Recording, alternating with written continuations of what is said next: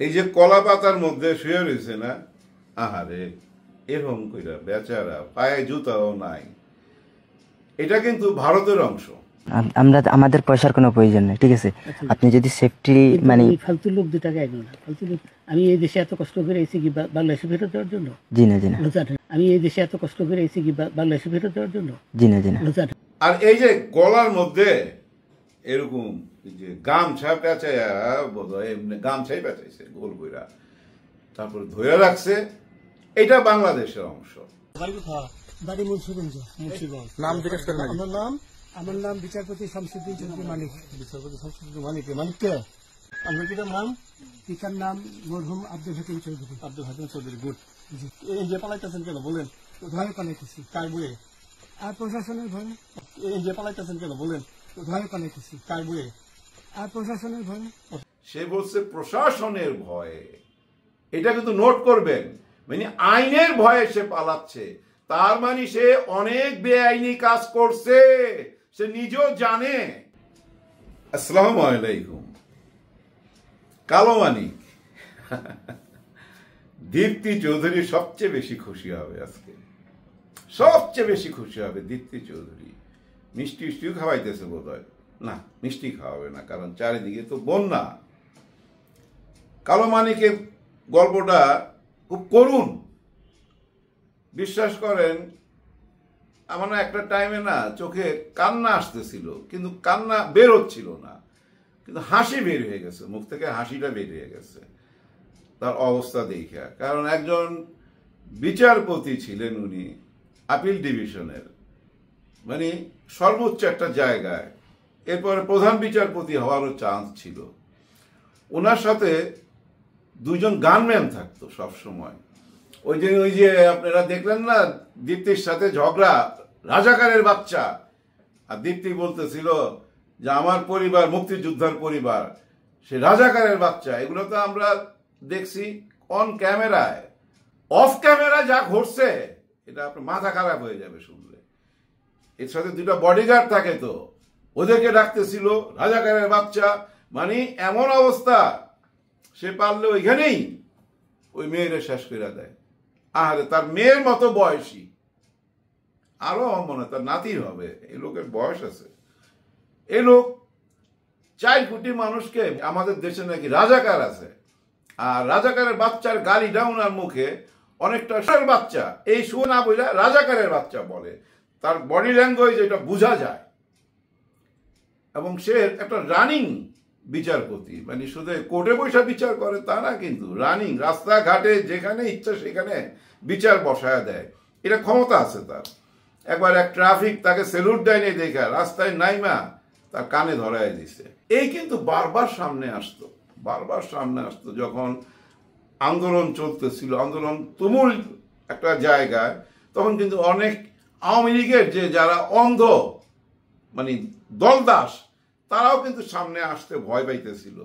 এই কিন্তু আসতো, আর একে ডাকতো, একে না সবাই ডাকতো, এই চ্যানেলগুলা ডাকতে বাধ্য হইতো, ডাকতে বাধ্য হইতো। এই কত বড় অপকর্ম করছে দেখেন। ওর নিজের মুখে হয়তো শুনলেন যে ওরা যখন জিজ্ঞেস করলো একজন অফ ক্যামেরা থেকে যে আপনি পলাইতেছেন কেন, সে কিন্তু বলতে পারতো যে ভাই জনগণের মাইক দিবে ভয়ে, তা না, কিন্তু সে বলছে প্রশাসনের ভয়ে। এটা কিন্তু নোট করবেন, মানে আইনের ভয়ে সে পালাচ্ছে। তার মানে সে অনেক বেআইনি কাজ করছে, সে নিজেও জানে। নাইলে একজন সাবেক বিচারপতির মুখে কেন এই কথা? যদি বলতো যে না পাবলিকের ভয়ে আমি পালাইছি, যদি গায়ে হাত তোলে মারে, সে বিচারের ভয়ে, আইনের ভয়ে পালাইছে। সে পারতো কিন্তু 999-এ ফোন কইরা যে আমাকে সেভ করো, আমি আওয়ামী লীগের দলদাস ছিলাম, আমাকে মেরে ফেলতে পারে। তা না, কারণ সে জানে পাবলিকের হাত থেকেও বিচারে গেলে আমাকে ফাঁসিতে ঝুলাই দিতে পারে, কারণ সে এমন কিছু করছে নিশ্চয়ই।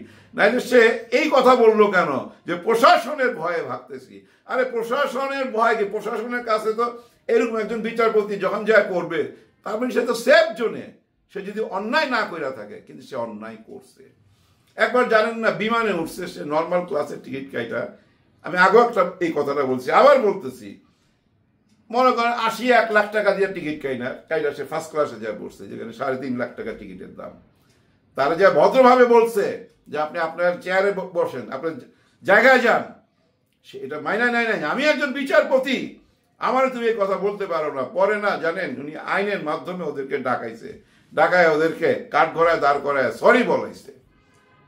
এর জানতে হলে না, এই বাসার যে হেল্পিং হ্যান্ড আছে, কাজের লোকজন, এদের সঙ্গে কথা বলতে হবে। আমি শিওর এ সবাই গায়ে হাত তুলতো, এবং মানুষকে না এত বেশি নিপীড়ন করতো, জুলুম করতো, এবং কইরা না মজা নিত। স্যাডিস, সাইকো মানে স্যাডিস একটা লোক। আপনি চিন্তা করেন, সে একবার একটা গণ কমিশন নামে একটা কমিশন বানাইছিল, যেটা সভাপতি সে হয়েছিল। ওইটার কাজ কি জানেন? যত মাদ্রাসা আছে বাংলাদেশে, এই মাদ্রাসাগুলা উনাদের হুজুররা কি পড়ায় আর ছাত্ররা কি শিখে, এখানে কোনো জঙ্গি কাজকর্ম হয় কিনা, ছাত্রদেরকে মগজ ধোলাই করে কিনা হুজুররা, এইসব তদারক করবে এই গণ কমিশন। আর সেটা সভাপতি সে, নামাজ নাই, কলমা নাই, কিছু নাই, সে তদারকি করবে মাদ্রাসার। এবং ১২০০ মাদ্রাসাকে সে লিখিতভাবে খাতা কলমে নিয়ে আসছে এবং তদারকি শুরু করে। তার ইচ্ছা কি ছিল জানেন? তার এটার প্রতিবাদ করবে জামাতের লোক, হুজুররা কিছু একটা কোনো জায়গায় আগুন জ্বালাবে, পোড়াবে, আর সেটাকে ইস্যু কইরা সেই গণ কমিশনকে আন্তর্জাতিক একটা স্বীকৃতি নিবে, এরকম টার্গেটে আগাইতেছিল। আরে ভাই, তুমি একজন বিচারপতি, উপরওয়ালা তো দিয়া দিছিল জায়গা মতো, কিন্তু রাখতে পারো নাই। তোমার অপরাধ, তুমি নিজেই স্বীকার করতেছো যে আমি প্রশাসনের ভয়ে ভাগতেছি। ভাই, এরে ধরলে অনেক কিছু পাবেন। এই যে অপরাধ ট্রাইব্যুনালে যেসব বিচার হয়েছে, যেসব ফাঁসি হয়েছে, এই স্যাডিস্ট লোকটা সেখানে ঠিক বিচার করে নাই। এটা আমার ব্যক্তিগত ধারণা। আপনাদের কি ধারণা আপনারা কমেন্ট করে জানাবেন। কারণ এরকম একজন মানুষ, যাকে আমরা এই যে চ্যানেল আইতে যেভাবে দেখলাম, অন ক্যামেরায়, অফ ক্যামেরায়, এই লোকটা কেমন হইতে পারে? দীপ্তি কিন্তু দেখতে সুন্দর, তার একটু মায়াও লাগলো না, কিন্তু মানুষ তো সুন্দরের দিকে তাকায়, যেভাবে রাজাকারের বাচ্চা, এখন খুব মায়া লাগছে।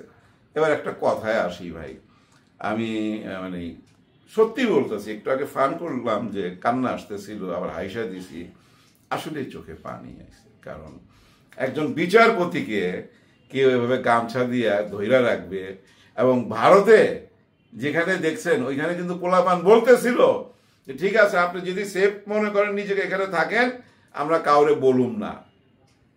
তারা যায় কিন্তু ভারতের সিপাহীদের বইলা দিছে, তারা ধইরা আমাদের সিপাহীদের কাছে দিছে, এবং তারা যখন ধরছে গরুর দড়ি দিয়ে বাইন্দা নিয়ে আসছে। এই পরিণতিটা দেখতে ভালো লাগে নাই। ও কিন্তু টাকা নিয়ে রাখছিল অনেকগুলা, প্রায় ৬০-৭০ লাখ টাকা তার কাছে ছিল। এই যে বন্যা হয়েছে, এই বন্যার পানি তো অনেক জায়গায় এখন নৌকা চলাচল করতেছে, সে নৌকা দিয়া ভারতে চলে যাবে এই প্ল্যান করছে, এবং তার টার্গেট ছিল দিল্লি। কনফার্ম থাকেন, তার আপার সাথে দেখা করার কনফার্ম থাকেন। এবং তার কাছে ব্রিটিশ পাসপোর্ট এবং বাংলাদেশি পাসপোর্ট দুইটাই ছিল। ওই যে নৌকা মধ্যে যার সাথে সে একটা চুক্তি করছে যে ৫০,০০০ টাকা দিলে নৌকা দিয়ে ভারতের অংশে তাকে দিয়ে আসবে, ওরা দুজনের মধ্যে একজন টের পায়ে ফেলাইছে, যেটা সেই কালামানি। হয়তো টেলিভিশনের ওই যে দীপ্তির অনুষ্ঠানটা দেখছে, ওইটা তো ভাইরাল হয়েছিল। ও চিনা ফালাইছে, ও চিনা ফালানোর পর ওরা জিজ্ঞাসা করছে তুমি কি সেই লোক? তখন এক কথা দুই কথা, আমার মনে হয় ওরও রাজাকার কইয়া ফেলাইছে, কারণ রাজাকার তো তার কমন শব্দ। ওই মাঝির মতো রাজাকার কইয়া ফেলাইছে, তারপরে ধৈরা ফেলাইছে। ধৈরা তার পাসপোর্ট, টাকা, এই ৭০,০০০ টাকা সব নিয়ে গেছে, এবং তার ক্রেডিট কার্ড ছিল অনেকগুলা, সেটা নিয়ে গেছে, জামা কাপড়ের ব্যাগ ছিল সেটা নিয়ে গেছে, নিয়ে গিয়ে ঠিকই ওই ভারতের অংশে দিয়ে আসছে। ওই যে শুয়ে রয়েছে কলা পাতা দিয়া। কি দারুণ করুণ অবস্থা। আমরা জানি পরকালে এইসবের বিচার হবে, কিন্তু দেখেন এই কালেই দেখতে পাচ্ছি। আমি জানি মূর্তি বানানো মুসলিম ধর্মে এলাও করে না, কিন্তু ছবি তো লাগাইতে পারি, ময়দানে, মাঠে ঘাটে, ওয়ালে ওয়ালে এই কয়েকটা বড় বড় ছবি রাখা উচিত। রাখা উচিত, কারণ কি এরে দেখে শিখতে পারবে। আর আমাদের শেষ ভরসা হলো বিচারের জায়গায়, আইনের জায়গায়। সেখানেই যদি এমন মানুষ বসবাস করে এই কালামানিকের মতো, তাহলে আমরা কার কাছে যাবো বলেন? এই শক্ত বিচার দেখতে চাই। হবে ইনশাল্লাহ, বিচার হবে। সবার জন্য সবাই দোয়া করবেন। আল্লাহ হাফেজ। আপনার নাম? আমার নাম বিচারপতি শামসুদ্দিন চৌধুরী মানিক। বিচারপতি শামসুদ্দিন মানিক। মানিক কে?